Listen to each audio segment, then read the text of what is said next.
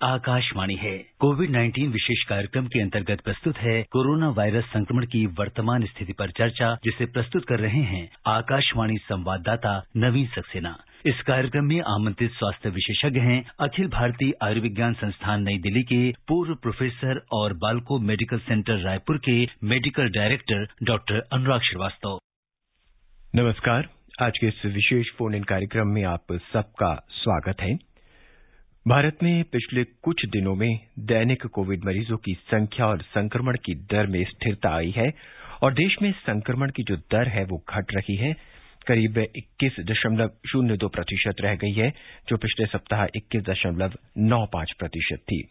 और इस बीच देश में करीब 18 करोड़ कोविड के टीके लगाए जा चुके हैं। तो ये तो फिलहाल देश की वर्तमान स्थिति है। कोरोना से संबंधित, वैक्सीन से संबंधित, post Covid treatment, post Covid के लक्षण और कोविड के लक्षण, इनसे बहुत से जुड़े हुए सवाल हैं जिनका लगातार हम जवाब देते आ रहे हैं अपने स्वास्थ्य विशेषज्ञ के माध्यम से। आज भी एक स्वास्थ्य विशेषज्ञ हमसे जुड़ चुके हैं, हमसे जुड़े हुए हैं डॉक्टर अनुराग श्रीवास्तव, जो आज आपके सवालों का जवाब देंगे, आपकी जिज्ञासाएं शांत करेंगे।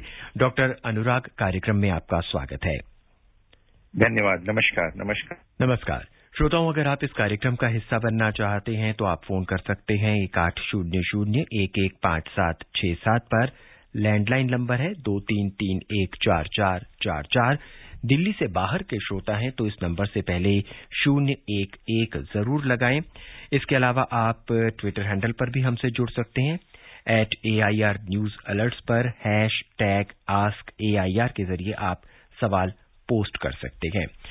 डॉक्टर अनुराग, कार्यक्रम के शुरुआत में जैसा हमने जिक्र किया कि दैनिक मरीजों की जो संख्या है वो अब गिरती नजर आ रही है। हालांकि देश के कुछ राज्य ऐसे हैं जहां पे अभी भी संक्रमण की दर थोड़ी सी बढ़ी हुई है और करीब 18 करोड़ कोविड के जो टीके हैं वो लगाए जा चुके हैं। संक्रमण की दर जो कम हो रही है, डॉक्टर अनुराग, उसमें वैक्सीनेशन की क्या भूमिका है, क्या रोल है?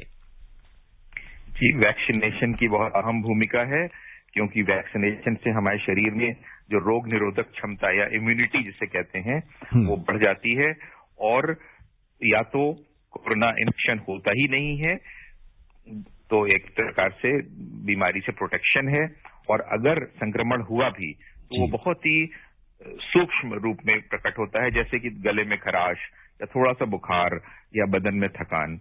कोई बहुत जो तेजी से फैलने वाली बीमारी जैसे थी, जैसे लंग में इन्फ्लेमेशन और जो एक साइटोकाइन का एक जो तूफान जैसा जो पहले आया था और पूरा लंग फेफड़े काम करना बंद कर देते थे या कम कर देते, जिससे कि ऑक्सीजन की कमी होने लगती थी और वेंटिलेशन की आवश्यकता होती थी ऑक्सीजन की और आईसीयू केयर की, वो सब कम हो गई है।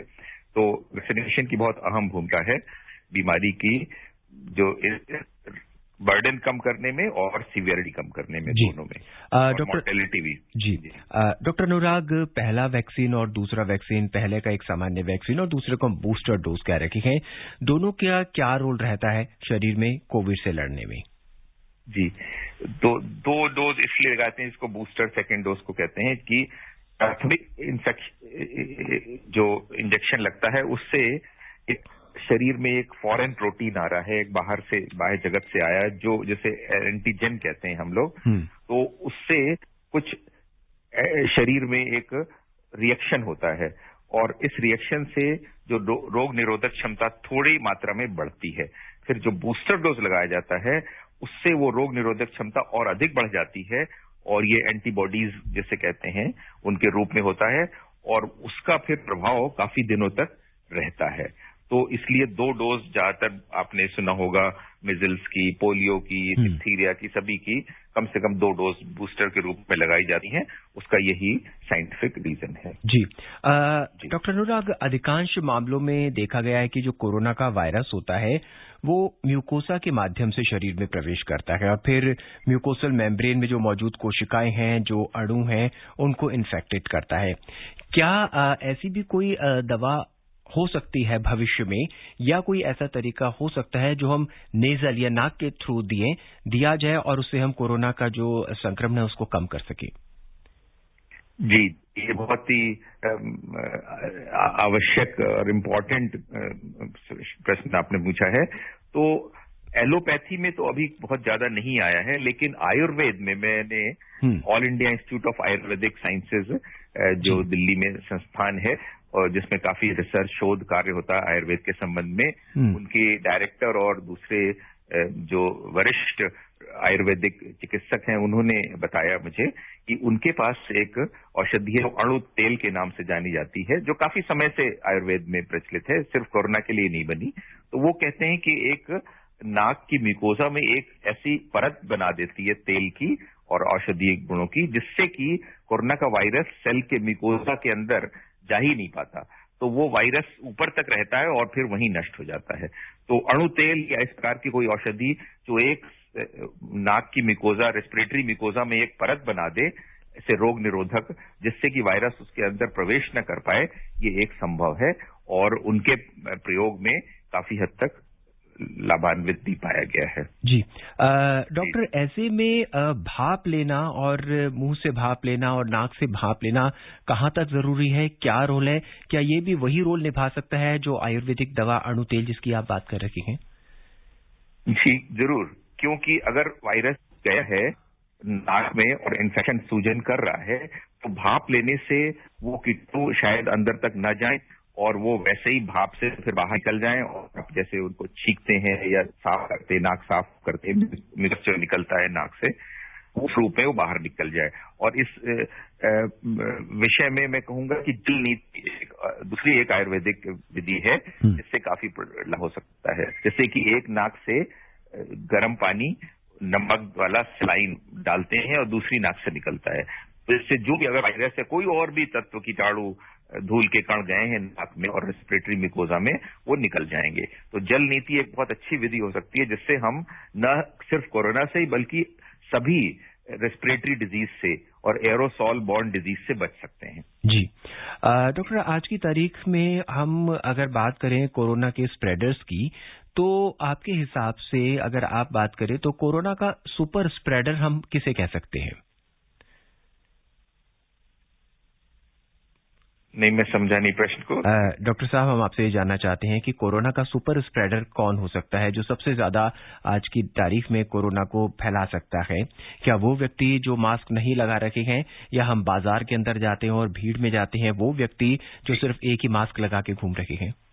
जी, जो मास्क नहीं लगाए हैं और वो एसिम्प्टोमेटिक कैरियर है, तो उनको कोई भी व्यक्ति, कोई डॉक्टर, अस्पताल के कोई भी उनको शक नहीं करेगा कि इनको कोरोना शरीर में एसिम्प्टोमेटिक रूप में है और उन्होंने मास्क नहीं लगाया है, तो वो अपने नाक से जो बाहर हवा निकाल रहे हैं एरोसॉल के रूप में, वो सभी को वायु को विषाक्त कर रहे हैं और उससे दूसरे लोगों को कोरोना फैला रहे हैं। तो अगर मास्क लगाएंगे तो वो कम से कम वायरस रुका रहेगा, और जितना महीन सूक्ष्म उसमें मास्क में छेद होंगे, जैसे साधारण मास्क के बजाय अगर N95 है तो और ज्यादा बचाव होगा दूसरे लोगों को, N99 है तो और ज्यादा बचाव होगा।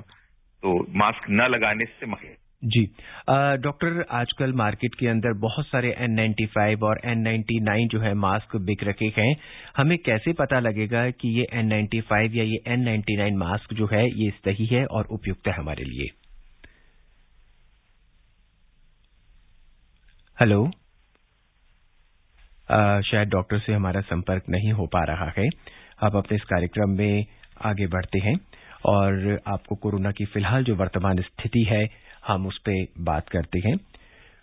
भारत में पिछले कुछ दिनों से जो कोविड मरीजों की जो संख्या है वो लगातार गिर रही है, जैसा कि हमने कार्यक्रम की शुरुआत में बात की थी, और संक्रमण दर जो है वो घटकर 21.02% आ गई है। इसके अलावा 18 करोड़ से अधिक व्यक्तियों को जो है अब तक टीके लगाए जा चुके हैं। इस बीच केंद्रीय स्वास्थ्य मंत्रालय ने कहा है कि कोविड कार्य समूह की सिफारिश के आधार पर कोविशील्ड की जो वैक्सीन है उनकी 2 खुराकों के बीच जो अंतर था वो 6 सप्ताह से बढ़ाकर 8 सप्ताह से बढ़ाकर 12 से 16 सप्ताह कर दिया गया है, और वो भी कोविशील्ड वैक्सीन का। और मंत्रालय ने एक बयान में भी ये भी कहा है, जो कि डॉक्टर N.K. अरोड़ा की अध्यक्षता में कोविड कार्य समूह ने कोविशील्ड के पहले और दूसरे टीके के बीच अंतर बढ़ाने की सिफारिश की थी। इस समय कोविशील्ड के पहले और दूसरे टीके के बीच 6 से 8 सप्ताह का अंतर रखा जाता है और मंत्रालय ने यह भी कहा है कि विशेष रूप से ब्रिटेन से उपलब्ध प्रमाणों के आधार पर कोविड कार्य समूह जो है वो कोविशील्ड की पहले और दूसरे टीके के बीच के अंतर को बढ़ाकर 12 से 16 सप्ताह करने पर सहमत हुआ है। हालांकि मंत्रालय ने यह भी स्पष्ट किया है कि कोवैक्सीन के दोनों टीकों के बीच अंतराल में किसी परिवर्तन की जो है वो सिफारिश नहीं की गई है।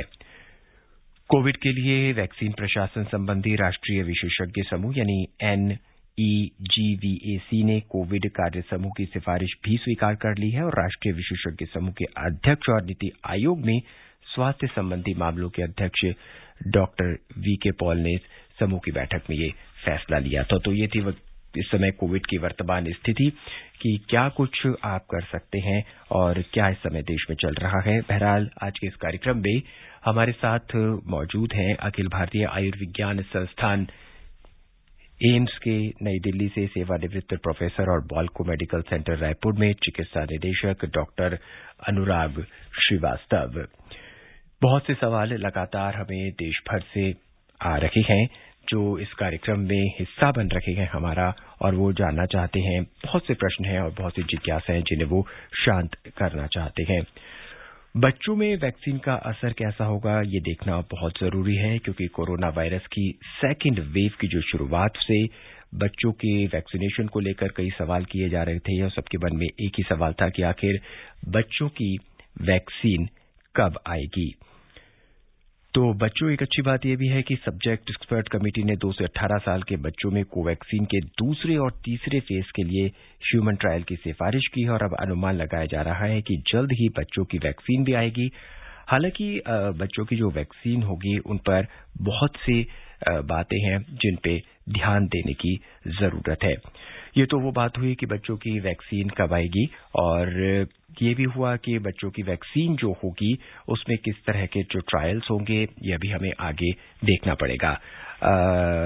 हम एक बार फिर डॉक्टर अनुराग से बात करते हैं। डॉक्टर अनुराग जी, हम आपसे जानना चाहेंगे कि कोरोना से संक्रमित जो व्यक्ति के शरीर में कोरोना का वायरस मल्टीप्लाई करता है उसका प्रोसेस क्या रहता है और किस स्टेज पर हम सबसे पहले और सबसे ज्यादा उसको निष्प्रभावी कर सकते हैं।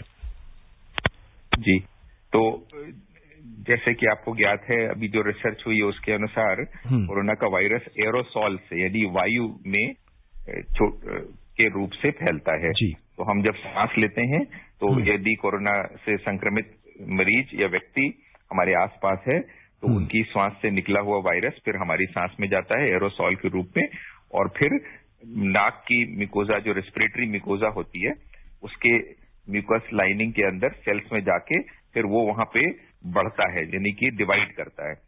और यदि उसको जीवित सेल नहीं मिल पाता तो वो मृत हो जाता है।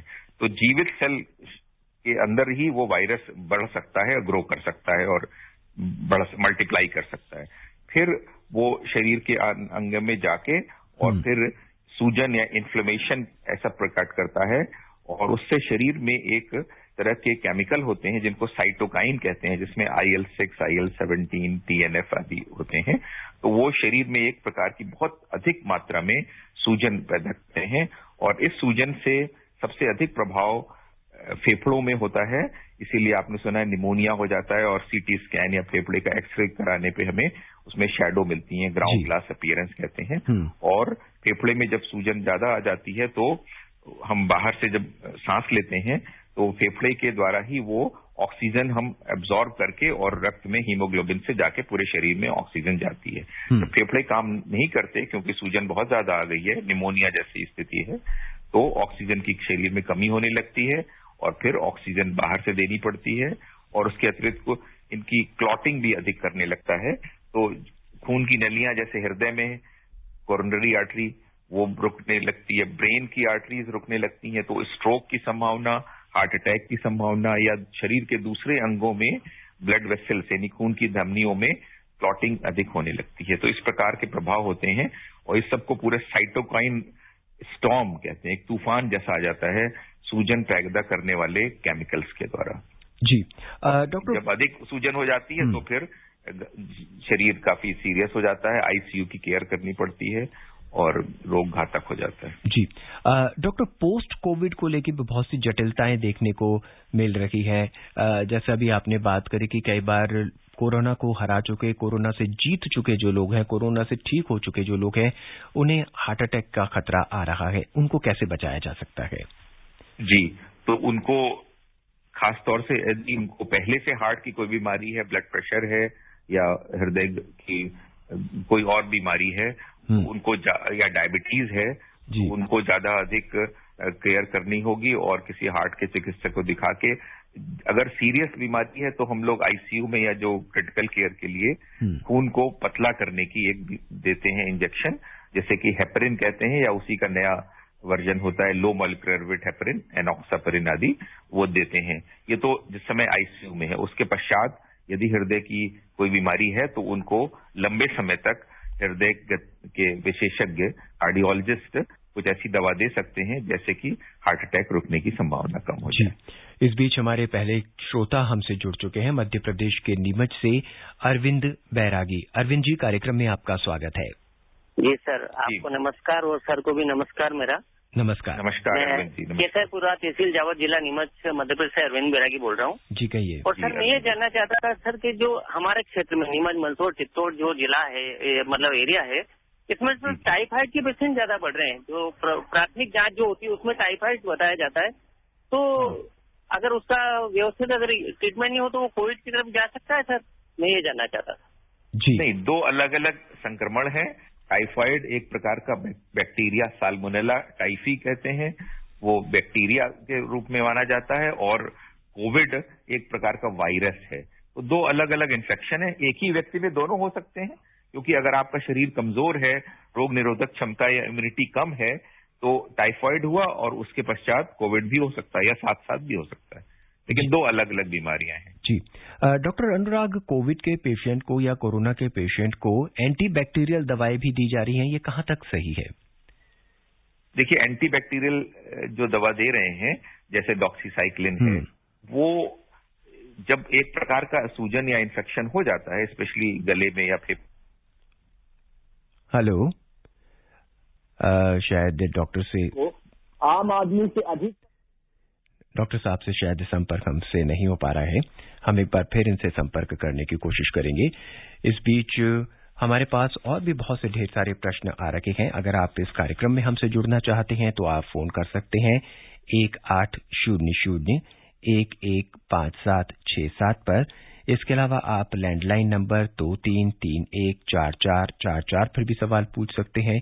दिल्ली से बाहर के श्रोता हैं तो 011 जरूर लगाएं, और ट्विटर हैंडल से हमारे साथ जुड़ना चाहते हैं तो आप जुड़ सकते हैं AIR न्यूज अलर्ट्स पर #AskAIR के जरिए आप सवाल पोस्ट कर सकते हैं। और ये कार्यक्रम जो है न्यूज ऑन AIR ऐप पर भी उपलब्ध है। इसके अलावा हम आपको जानकारी दे दें कि कोविड से पीड़ित मरीजों को स्वास्थ्य सेवाएं प्रदान करने के लिए ई-संजीवनी प्लेटफॉर्म जो है वो बहुत लाभकारी साबित हो रहा है, और स्वास्थ्य मंत्रालय की महत्वाकांक्षी टेलीमेडिसिन सेवा जो है वो देश में 50 लाख से अधिक मरीजों को अपनी सेवाओं का जो है वो लाभ दे चुकी है।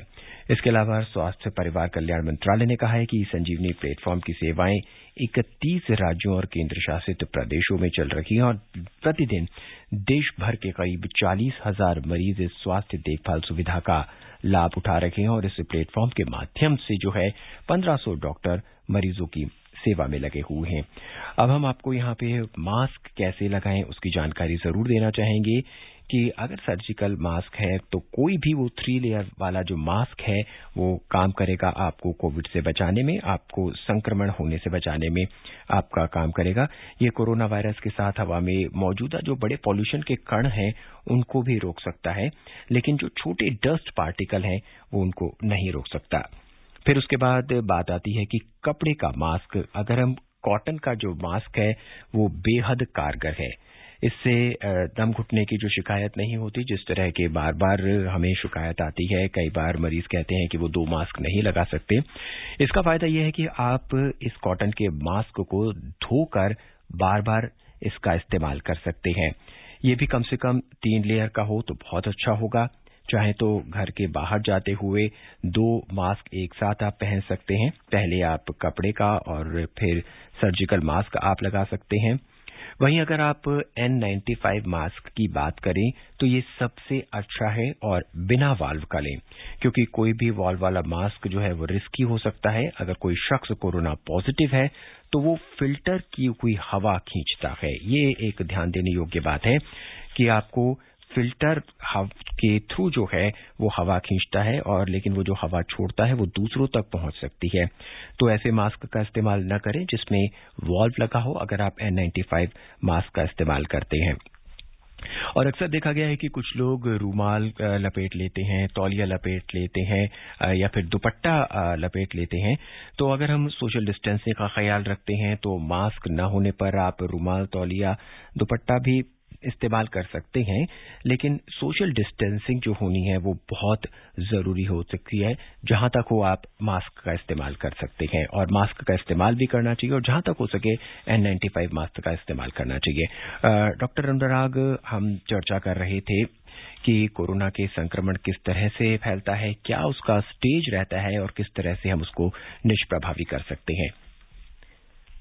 जी। तो जैसे कोरोना जो साइटोकाइन रिस्पॉन्स या रिस्पॉन्स में जब वो फैल जा रहा है तो शरीर में एक प्रकार की जैसे आग लगा या सूजन हो जाती है, और इसका सबसे अधिक कुप्रभाव, दुष्प्रभाव फेफड़ों में होता है, और फेफड़ों में सूजन आ जाती है। ऑक्सीजन का संचार होता है रक्त में, वो कम होने लगता है, शरीर में ऑक्सीजन की कमी या हाइपोक्सिया होने लगता है, फिर उनको ऑक्सीजन अधिक देनी पड़ती है, और कभी कभी वेंटिलेशन की भी आवश्यकता होती है आईसीयू केयर के लिए।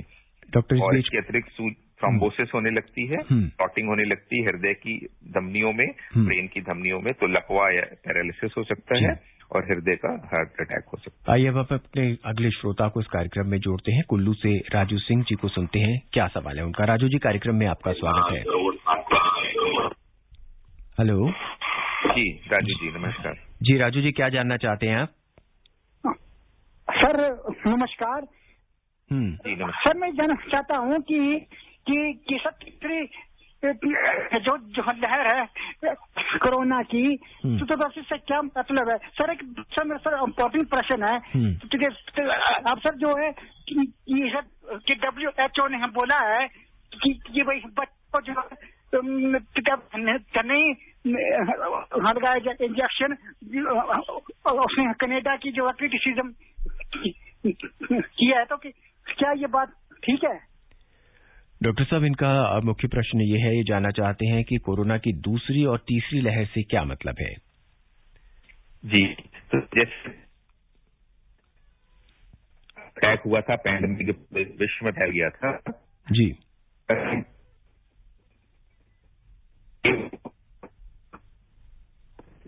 बीच में कम हो गया था, और जनवरी फरवरी तक लगने लगा था कि कोरोना हम लोगों ने करीब करीब काबू पा लिया है, लेकिन फिर से मार्च के बाद फिर तेजी से बढ़ने लगा, और अप्रैल में तो हम काफी देर ही थे, और फिर मई में भी बढ़ रहा है, और जब इसकी बढ़ने की थम सी गई है जी, हो जाएगा ये हमने जी। डॉक्टर, इस बीच हमारे अगले श्रोता हमसे सेकेंड वेव हो गई, और इसके बाद होता है शायद थर्ड वेव, कोई कह नहीं सकता, लेकिन ये तो समय ही बताएगा। जी, इस बीच हमारे अगले श्रोता हमसे जुड़ चुके हैं फरीदाबाद से अनवर बिहारी जी। अनवर जी, कार्यक्रम में आपका स्वागत है, क्या जानना चाहते हैं आप? नमस्कार सर। नमस्कार।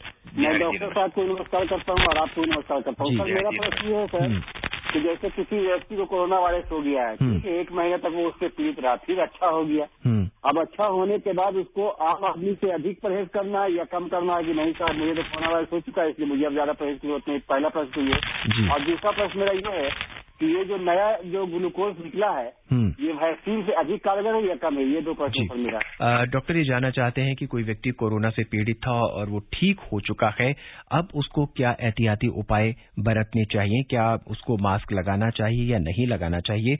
और दूसरा सवाल जो इनका है, ये DRDO की जो D2 वैक्सीन, वो जो दवाई आई है, उसके बारे में जानना चाहते हैं, क्या ये वैक्सीन से बेहतर है?